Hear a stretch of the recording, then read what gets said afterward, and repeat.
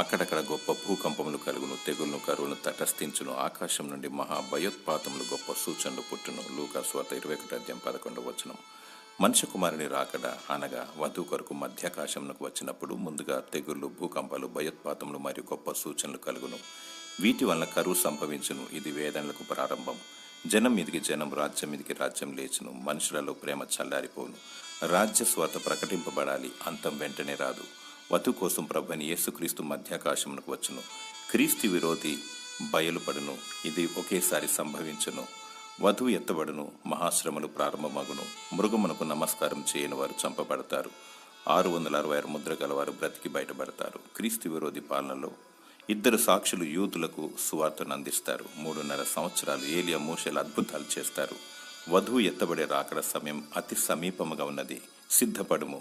దేవుడు తన కృప ద్వారా నిన్ను కరుణించునుగాక. ఆమేన్.